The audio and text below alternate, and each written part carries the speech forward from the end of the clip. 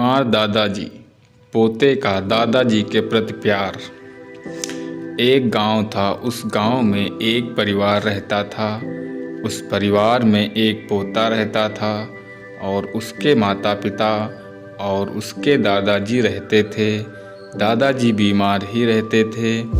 दादाजी के बेटा और बहू उनका ख्याल नहीं रखते थे, लेकिन दादाजी अब कुछ कर भी नहीं सकते थे।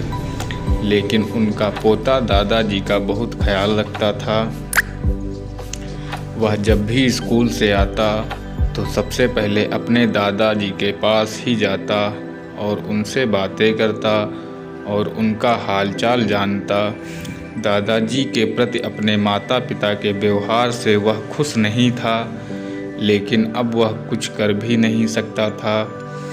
पति और बहू अपने काम से जब शाम को घर आते तो वो दादाजी को डांटते रहते कि तुम सारा दिन घर में ही रहते हो, कोई काम नहीं करते हो।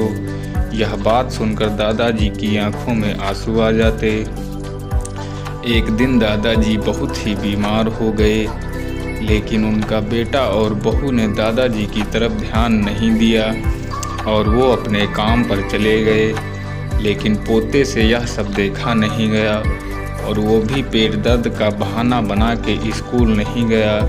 बाद में वह दादाजी के पास गया और दादाजी से कहा कि मैं आपको डॉक्टर के पास ले चलूँगा। दादाजी ने कहा, बेटा तुम मुझे डॉक्टर के पास कैसे ले चल पाओगे और मेरे पास पैसे भी नहीं हैं। तो पोते ने कहा, दादाजी आप पैसों की चिंता मत करिए, पैसे मैंने अपनी गुल्लक से निकाल लिए हैं। यह सुनकर दादाजी की आंखों में आंसू आ गए। फिर पोते ने अपने पड़ोसी से प्रार्थना की कि उसके दादाजी को डॉक्टर के पास ले चलने में मदद करे।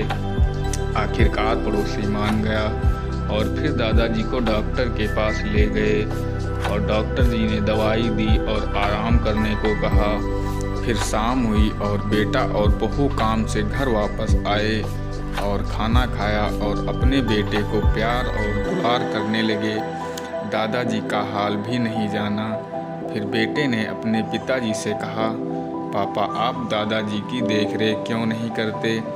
फिर पिता ने कहा, बेटा अब वो हमारे किसी काम के नहीं, अब वो बूढ़े हो गए हैं। फिर बेटे ने कहा, पिताजी आप लोग भी जब बूढ़े हो जाओगे भी मेरे किसी काम के नहीं रह जाओगे, तो मैं भी आप लोगों के साथ यही करूँगा। यह सुनकर माता पिता के पैरों तले ज़मीन खिसक गई और उनकी आंखों में आंसू आ गए। अब उनको अपने किए पर शर्मिंदगी थी और उन लोगों ने उसी समय दादाजी से माफ़ी मांगी और दादाजी ने उनको माफ़ कर दिया। अब सब लोग बड़े प्यार से रहते हैं।